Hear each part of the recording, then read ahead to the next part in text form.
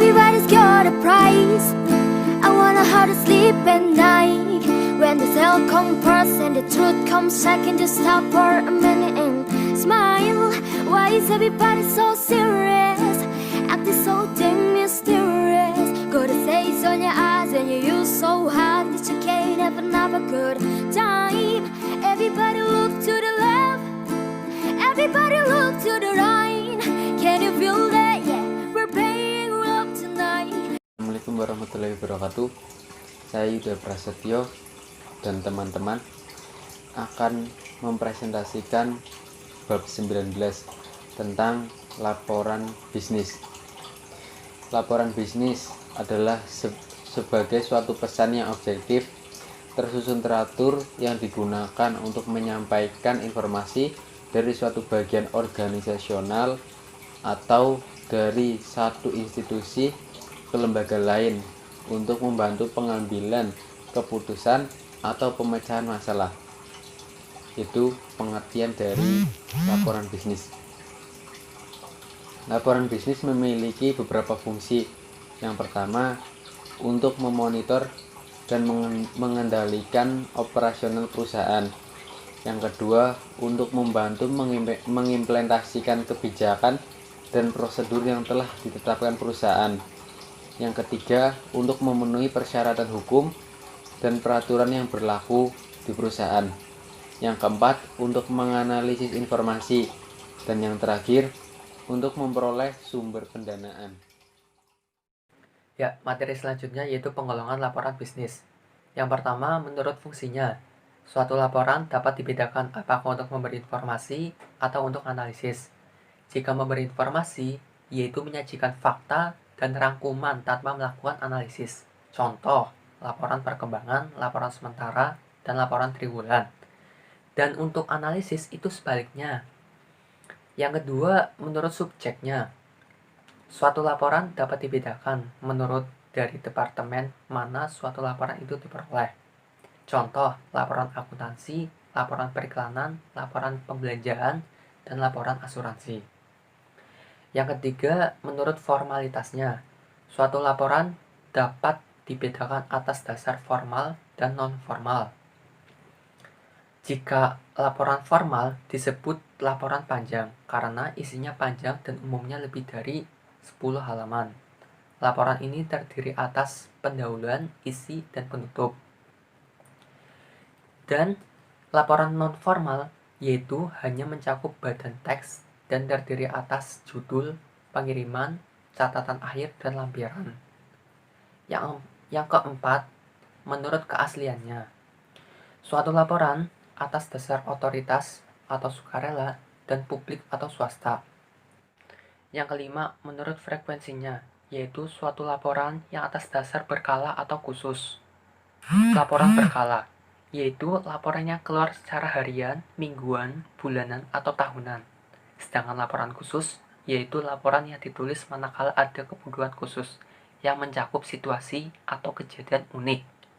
Yang keenam, menurut fungsinya, yaitu laporan yang terdiri atas laporan surat, laporan yang bentuk cetakan, atau laporan formal.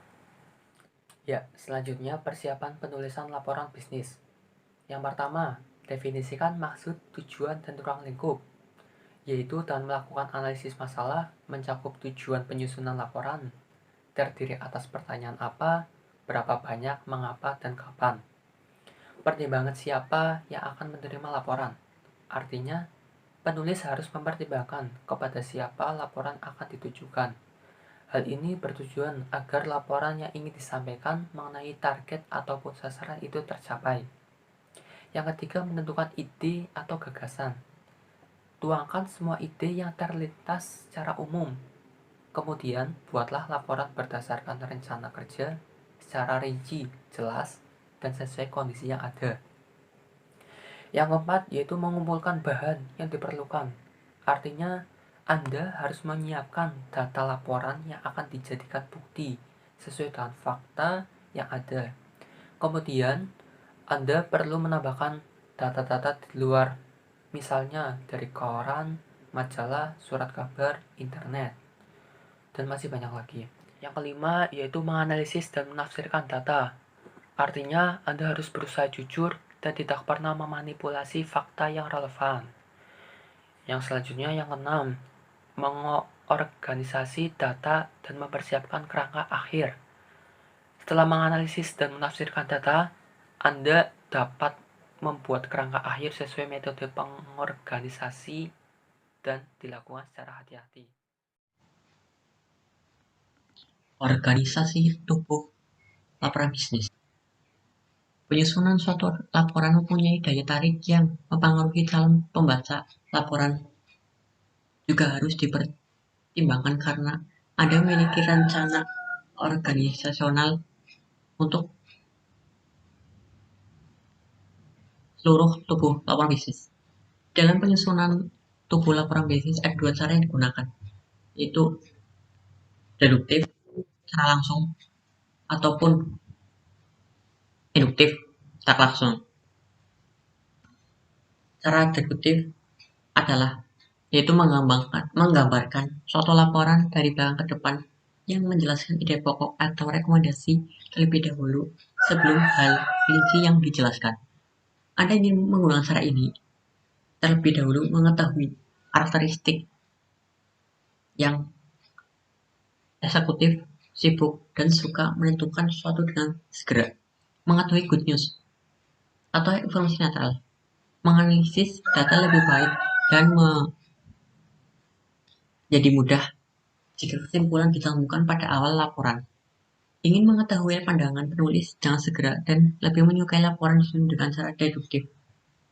Selanjutnya, cara induktif, yaitu Anda menjelaskan fakta-fakta sebelum ide pokok kesimpulan yang dikemukakan. Anda dapat menyajikan fakta serta bahan pendukung lainnya sebelum pada kesimpulan akhir.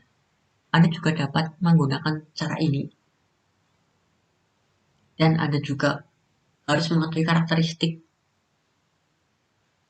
yaitu ingin mengetahui secara rinci terlebih dahulu untuk dapat memahami kesimpulan akhir. Ingin mengetahui kesimpulan yang kurang menyenangkan, rasa kesimpulannya tak bias dan dapat diterima. Perlunya pembaca seluruh laporan, bukan hanya akhir laporan saja, tapi suka menyusun dengan cara induksi. Tahapan penyusunan teks pada laporan bisnis. Yang pertama, membuat laporan atau kriteria bisnis. Judul utama mungkin menggunakan kriteria faktor dan pemecahan masalah serta manfaat. Apabila tujuan laporan ini adalah menentukan suatu keputusan, maka menentukan kriteria itu sangat penting. Menyusun urutan peristiwa, membuat agenda program keuangan dapat menggunakan aturan urutan waktu yang secara kronis. Selanjutnya, yang ketiga, mendeskripsikan tempat. Organisasi ini juga dapat untuk mendeskripsikan suatu lokasi tempat, apakah mereka di rumah, pabrik, kantor, perusahaan, atau cabang dari. Yang keempat, untuk menyusun suatu proses atau suatu prosedur. Cara pengembangan ini hampir sama dengan pendekatan kronologis urutan proses. Yang kelima, menyusun aturan tingkat pentingnya sesuai dengan alfabet. Maksudnya, urutan dari yang terpenting, agak penting, dan tidak penting. Menyusun aturan tingkat familiaris. Yang ketujuh, menyusun sumber yang digunakan. Terakhir 8, pecahkan masalah. Setelah Anda menyusun tubuh dan teks laporan, Anda akan mengatur judul-judul dalam satu kerangka. Di dalam tulisan judul terdapat 4 perorganisasian atau 4 penggolongan judul, yaitu judul topik, kalimat judul lengkap, 3 judul kalimat imperatif, dan judul varian. Di dalam format kerangka singkat atau pendek, itu hanya butuh 3 atau 4 serta 1 judul saja. Anda lebih baik memilih format yang paling sederhana karena kerangkanya pendek. Dan untuk kerangka panjang, dibuatkanlah salah satu dari 3 yang tersedia. Dan presentasi dari kelompok kami Apabila ada kesalahan tutur kata yang kurang berkenan atau yang salah keliru, kami mohon maaf yang sebesar-besarnya. Terima kasih. Wassalamualaikum warahmatullahi wabarakatuh.